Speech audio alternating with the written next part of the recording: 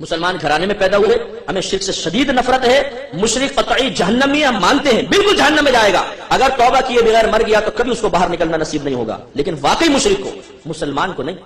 یاد رکھیں گے کسی مسلمان کو مشرک کہہ دیا تو نبی کریم صلی اللہ علیہ وسلم ارشاد فرماتے ہیں، مسلم کی روایت ہے کہ جس نے کسی مسلمان کو کافر کہا اور وہ کافر نہ ہو تو یہ کفر کہنے والے کی طرف لوٹ آئے گا، وہ خود کافر ہو جائے گا۔ علماء نے فرمایا کہ اس حدیث کو اس کے ظاہر پر معمول کرنا واجب ہے، اگر آپ نے کسی کو کافر کہا تو آپ بھی کافر ہو جائیں گے۔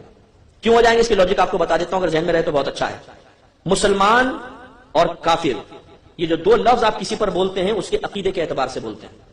آپ کسی کے عقیدے کو درست پاتے ہیں تو کہتے ہیں آپ مسلمان ہیں، کسی کے عقیدے میں بگاڑ اور فساد ہے آپ کہتے ہیں آپ کافر ہو، ہے کہ نہیں؟ ایسا ہوتا ہے نا؟ تو معلوم ہوا کہ مسلمان یا کافر کہنا اصل میں عقیدے کے صحیح ہونے یا غلط ہونے کے اعتبار سے ہے۔ یہ رد المحتار میں علامہ ابن عابدین شامی رحمۃ اللہ نے علت لکھی ہے جو میں آپ کو بتا رہا ہوں۔ اب اگر آپ کسی مسلمان کو کہتے ہیں تم کافر ہو اور وہ کافر نہیں تو ہم اسے کافر کب بولیں گے؟ جب اس کے عقیدے کفریہ ہوں گے، حالانکہ اس کے عقیدے کفریہ نہیں ہے، مسلمانوں والے ہیں، تو گویا کہ ہم نے اسے کافر کہہ کے یہ ثابت کرنے کی کوشش کی کہ اس کے تمام اسلامی عقائد کفریہ ہیں، تو اسے کافر کہنے کی وجہ سے ہم کافر نہیں ہوئے، بلکہ اس کے اسلامی عقائد کو کفری عقائد قرار دینے کی بنا پر اللہ تعالیٰ نے دار اسلام سے خارج کر دیتا۔ یہ ہے اصل علت۔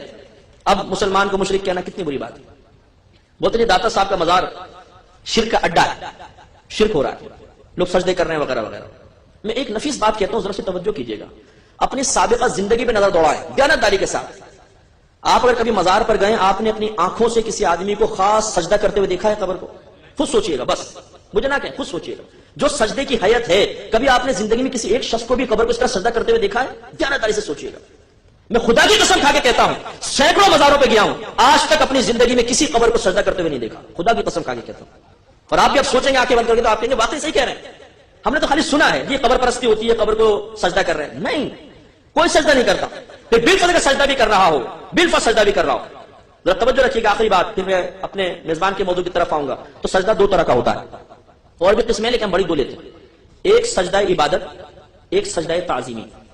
سجدہ عبادت کا مطلب یہ ہے کہ کسی کو عبادت کے لائق سمجھ کر اسے سجدہ کرنا، اور سجدہ تعظیمی کا مطلب یہ کہ اسے لائق عبادت تو نہ سمجھا جائے، قابل تعظیم سمجھتے ہوئے اسے سجدہ کرنا سجدہ تعظیمی ہے۔ ہمارے مذہب اسلام کی تعلیمات کے مطابق سجدہ عبادت کفر و شرک اور سجدہ تعظیمی حرام اور گناہ کبیرہ ہے، لیکن آدمی کافر نہیں ہوتا۔ اب دیانتداری سے بتائیے، اگر ایک گاؤں کا، پنڈ کا دیہاتی بھی کسی صاحب مزار کی قبر پہ سجدہ کر رہا ہو تو کیا وہ اسے معبود سمجھ کر سجدہ کر سکتا ہے؟ میرے خیال میں کبھی بھی نہیں۔ وہ اسے اللہ کا ولی سمجھ کر، قابل تعظیم سمجھ کر ہی سجدہ کرے گا، کوئی بھی ایسا نہیں ہوگا کہ لائق عبادت ہے اس کو سجدہ کر رہا ہوں۔ میں سمجھتا ہوں مسلمان کے ساتھ یہ بدگمانی بالکل غلط ہے، یہ ہو ہی نہیں سکتا کہ کوئی مسلمان یہ سمجھے کہ یہ لائق عبادت ہے اس کو سجدہ کرو بھائی، ایسا نہیں ہو سکتا۔ لہذا زیادہ سے زیادہ آپ یہ کہہ سکتے ہیں کہ یہ حرام اور گناہ کبیرہ کا مرتکب ہے، اب بھی اسے کافر کہنا کیسا ہے؟ غلط ہے کہ نہیں؟ اب وہی مسلم کی روایت، اگر آپ وہ صرف سجدہ تعظیمی کر رہا ہے اور آپ نے اسے کافر کہہ دیا تو وہ تو کافر نہ ہوا، آپ جو تقویٰ کے پیکر بنے ہوئے اور آپ کو تقوی کا ہیضہ ہو گیا، ملیریا ہو گیا، آپ کافر ہو جائیں گے۔ عباس کہتے ہیں ہم نہیں مانتے یہ تقسیم، بس ہم نہیں اس کو لیتے، بس جو سجدہ کر رہا ہوگا ضرور کافر ہوگا، ہمیں کیا پتا سجدہ تعظیمی کر رہا ہے، سجدہ عبادت کر رہا ہے، بس ہم اس کو کافر کہیں گے، مشرک کہیں گے، ایسا نہیں۔ آپ کو پہلے معلوم کرنا ہوگا، اگر آپ اس تقسیم کو نظر انداز کر دیں گے تو کائنات میں کوئی بھی شرک سے نہیں بچ سکے گا، ہر مسلمان مشرک ہو جائے گا۔ کیسے؟ ایک جگہ جمعے کی نماز ختم ہوئی، ایک آدمی کھڑا ہو گیا، کہنے لگا سب کلمہ پڑھو لا الہ الا اللہ محمد رسول اللہ، اس لیے کہ تم سب مشرک ہو گئے۔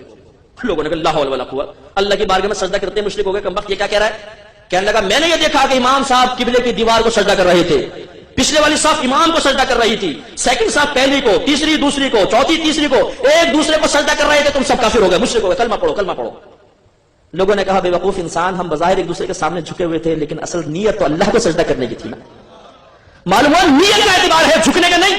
اگر جھکنے کا اعتبار ہو تو گھر کی عورت کو دیکھیے گا کبھی جوتی تلاش کرنے کے لیے بستر کے نیچے جھکتی ہے، جیسے جھکے کیا بولے مشرکہ ہو گئے کم وقت، کیونکہ جھک گئے بستر کے سامنے۔ گاڑی ٹھیک کرنے والے کے پاس گئے، وہ جھکا ہوا کارپینٹر نیچے کہا مشرک ہو گیا، کیوں تم جھکے ہوئے تھے؟ ارے بھائی خالی جھکنے سے کوئی ہو جاتا ہے، نیت درکار ہے۔ نیت اگر آپ نہ مانیں گے تو کوئی مسجد کے اندر شرک سے نہیں بچے گا۔ جب نیت ہی اصل ہوئی، اب میں آپ سے پوچھتا ہوں کہ جو شخص صاحب مدار کے سامنے بالفعل اگر جھکا بھی ہوا ہے تو اس کی نیت پر مطلع ہونے کے لیے آپ کے پاس کیا پیمانہ ہے بتائیے؟ نبی کے لیے تو آپ کہیں کہ نبی کو دیوار کے پیچھے کا بھی علم نہیں ہے، اور خود آپ کسی شخص کو جھکا ہوا دیکھیں تو آپ یہ تصور کریں کہ ضرور اس کی نیت عبادت کی ہے، سبحان اللہ۔ نبی کے لیے تو دیوار کے پیچھے کا علم نہ مانا جائے، اور اپنے لیے ماشاءاللہ اتنی وسعت علمی کہ کسی کے قلب میں جھانک کر آپ نے دیکھ لیا کہ کس نیت سے سجدہ کر رہا ہے، انتہائی غلط چیز ہے، بالکل غلط۔ میں الحمدللہ جہاں جمعے کی نماز پڑھاتا ہوں میرے بیان اکثر اصلاحی ہوتے ہیں، تو میرے پیچھے بہت سارے لوگ نماز آ کے پڑھتے ہیں، اب میں نے ایک دفعہ یہ کہا کہ بھائی بالفرض اگر استمداد کا قائل مشرک ہے، نبی کریم کے لیے علم غیب کو ماننے والا مشرک ہے، میرے پاس کے دلائل ہیں قرآن سے حدیث سے، میں سنی سنائی بات کرتا ہی نہیں ہوں. میں نہیں کہتا ہوں جی میں نے سنا ہے اپنے بڑوں سے تو بیان کر رہا ہوں، ہاں میں نے بڑوں سے بھی سنا اور میرے بڑوں کے قول الحمدللہ اتھینٹک ہے، اس لیے کہ میرا الحمدللہ یہ تجزیہ ہے، مشاہدہ ہے، تجربہ ہے، میرا وسعت مطالعہ ہے کہ انہوں نے قرآن و حدیث سے نتائج اخذ کر کے ہم تک پیش کیا. تو میں نے وہاں پہ گزارش کی کہ میں ان تمام چیزوں کا قائل ہوں، اب بتائیں میں مشرک ہوں کہ نہیں؟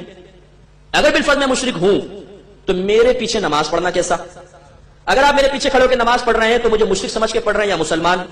اگر مشرک سمجھ کے پڑھ رہے ہیں تو مشرک کے پیچھے نماز پڑھنا کفر، اور اگر مسلمان سمجھ کے نماز پڑھ رہے ہیں تو مشرک کو مسلمان سمجھنا کفر. دونوں صورتوں میں کوئی نہیں بچ سکتا. تو اب جو لوگ تھے وہ کوئی ادھر دیکھیں کوئی ادھر دیکھیں، اور وہ تو حقیقت میں آپ کو بتاتا ہوں کہ صرف یہ سنی سنائی باتیں ہوتی ہیں، غلط فہمیاں ہوتی ہیں، انہیں زبان سے ادا کر دیا جاتا ہے. جب اس کی حقیقت پر غور و تفکر کیا جاتا ہے تو پردے کھلتے چلے جاتے ہیں کہ ہم آپس میں بہت زیادہ غلط فہمیوں کا شکار ہیں، انتشار کا شکار ہیں. مسلمان مشرک نہیں ہے، سمجھنے کی ضرورت ہے. ہاں جو غلط ہے وہ غلط ہے، اسے کبھی کوئی صحیح نہیں کہے گا. میں نہیں کہوں گا کہ مزار پہ ہونے والی ہر چیز صحیح ہے، عرسوں کے اندر ہونے والی ہر چیز صحیح ہے. ڈھول ڈھمکا، ناچنا گانا، عورتوں مردوں کا اختلاط، یہ گندی حرکات ہمارے بزرگان دین نے بالکل نہیں کی، ان کو منع فرمایا. اگر کوئی مزار پہ کر رہا ہے تو غلط کر رہا ہے. اسی طرح کے کوئی امداد وغیرہ میں کسی بھی مسئلے میں خلاف شرع کام کرے گا، اس کی بالکل حوصلہ افزائی نہیں ہوگی. لیکن جو قرآن و حدیث سے بات ثابت ہے، کوئی عمل کوئی دعوت شرعیہ کے مطابق ہے، اس کو غلط نہ کہیے. سوچے سمجھے بغیر اگر آپ کہیں گے تو خود بھی پھر آپ نہیں بچ سکیں گے. اب آخری بات بس اس میں عرض کر کے آگے چلتا ہوں. اسی میں ایک بدعت کا مسئلہ بھی ہے کہ جی میلاد منانا بدعت ہے، 11ویں منانا بدعت ہے، 30 یا 40 سب بدعت ہے. واٹ از بدعت؟ بدعت کہتے ہیں نئی چیز کو. اس کی تعریفیں آپ کو مختلف ملیں گی، لیکن میں وہ آپ کو تعریف بتا رہا ہوں جو واقعی یہ تعریف ایتھینٹک ہے اور ماننی چاہیے. نبی کریم صلی اللہ علیہ وسلم کے دور مبارکہ کے بعد دین میں یا دنیا میں جو بھی نیا کام پیدا ہوا اس کا نام بدعت ہوتا ہے، اور ہر بدعت بری نہیں ہوتی. اگر نبی کریم کے زمانے اقدس کے بعد کوئی کام نیا پیدا ہوا چاہے دین میں دنیا میں اور قرآن و حدیث کے خلاف ہے تو وہ بدعت سیئہ کہلائے گا، بری بدعت، اور یہ جہنم میں ہے. کلو بدعت ضلالہ، جو سرکار نے فرمایا کہ ہر بدعت گمراہی ہے، اس سے مراد یہ والی بدعتیں ہیں. اور اگر کوئی کام ایسا ہوا کہ اللہ کے نبی نے نہیں کیا لیکن وہ کام بعد میں پیدا ہوا اور دین کی تقویت کے لیے ہے، فائدہ مند ہے، مسلمان اس سے اچھا سمجھ رہے ہیں، تو یہ ہے بدعت حسنہ، اس کو اچھی بدعت کہتے ہیں. اور اگر کوئی نیا کام پیدا ہوا اس کا دین سے کوئی تعلق نہیں، دنیا کا کام ہے، دنیا کے فائدے کے لیے ہے، اگر وہ قرآن حدیث کے خلاف ہے تو وہ بھی بدعت سیئہ، اگر خلاف نہیں ہے تو اس کو بدعت مباحہ کہتے ہیں، نہ گناہ نہ ثواب. اب میں چند مثالیں دیتا ہوں. مثال کے طور پر مسجدوں پر مینار اور گنبد کس نے بنایا بتائیے؟ سب بناتے ہیں نا. امام صاحب کو تنخواہ دیں گے تھوڑی سی، لیکن مینار کے اوپر لاکھوں روپے خرچ کرتے ہیں، لاکھوں روپے کا سریہ لگاتے ہیں. حالانکہ یہ کوئی سنت نہیں ہے بنانا، نبی کریم نے نہیں بنایا، صحابہ کرام نے نہیں بنایا. یہ تو بعد میں فقہائے اسلام نے اس کی اجازت دی، اس لیے کہ لوگوں کے گھر پکے بننا شروع ہوئے، مسجد میں اور گھر میں امتیاز ختم ہو گیا، مسافر آتے تھے انہیں پتہ نہیں چلتا تھا مسجد کہاں ہے، تو پھر کہا بھی کوئی مابہل امتیاز ہونا چاہیے، کچھ نہ کچھ مسجد میں اور گھروں میں فرق ہونا چاہیے. تو کیا کریں، چلو جی گنبد اور مینار بنا دیں. تو گنبد اور مینار شروع ہو گئے. اب بتائیے اگر یہ بدعت ہے تو ہر مکتبہ فکر کی مسجد پہ گنبد اور مینار نظر آئے گا، وہاں جا کے بدعت کا فتویٰ کیوں دم توڑ دیتا ہے؟ محراب نبی کریم کے دور میں نہیں تھی، سیدھی دیوار ہوا کرتی تھی، بالکل سیدھی دیوار. صحابہ کرام کے دور میں سیدھی دیوار ہے، یہ تو تبع تابعین کے دور میں جا کے کہیں محراب بننا شروع ہوئی. محراب کیوں بناتے ہیں؟ ہر مسجد میں محراب آپ کو نظر آئے گی، کسی بھی مکتبہ فکر کی محراب نظر آئے گی. کیوں؟ جماعت کے لیے ٹائم فکس کرنا، ظہر اتنے بجے ہوگی، عصر اتنے بجے ہوگی، مغرب اتنے بجے ہوگی، عشاء اتنے بجے ہوگی. نہ سرکار نے کبھی فکس کیا نہ صحابہ کرام نے، جب جمع ہو گئے نماز پڑھا دی، کوئی ٹائم فکس نہیں ہوتا تھا. آج ہر مکتبہ فکر کی مسجد کے اندر جماعت کا ٹائم فکس ہے، اتنے بجے ہوگی، اتنے باقاعدہ اعلان کرتے ہیں. یہ بدعت نظر کیوں نہیں آتی؟ تو معلوم ہوا ہر بدعت بری نہیں ہے. پھر قرآن کے آپ دیکھ لیں، اعراب زبردیر پیش. صحابہ کرام کے دور میں شاید آپ کے لیے نئی بات ہو کہ قرآن پہ نقطے تک نہیں تھے، بغیر نقطوں کے تھا. زبردیر پیش نہیں، نقطے بھی غائب تھے. ان کو اللہ نے اتنا فہم عطا فرمایا تھا کہ وہ پڑھتے تھے تو خود بخود نقطے لگاتے چلے جاتے تھے. ایسا زبردست مطلب ان کا فہم تھا، حافظہ زبردست تھا. نقطے نہیں تھے، بعد میں نقطے لگنا شروع ہوئے. پھر زبر زیر پیش، رکوع کے نشانات، وقف کے نشانات، پھر منازل مقرر کرنا، یہ سب بات کے ہے. حجاج بن یوسف ظالم بادشاہ تھا، اس نے تمام کام کیا تھا.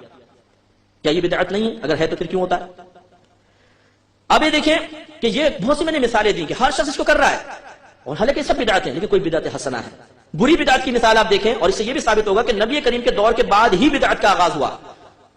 سیدہ عائشہ صدیقہ رضی اللہ تعالیٰ عنہ فرماتی ہیں کہ لوگوں میں نبی کریم کے وصال مبارکہ کے بعد جو سب سے پہلی بدعت ظاہر ہوئی وہ پیٹ بھر کر کھانا ہے. یہ آپ کا الفاظ ہے کہ وہ پہلی بدعت جو نبی کریم کے بعد ظاہر ہوئی پیٹ بھر کے کھانا ہے.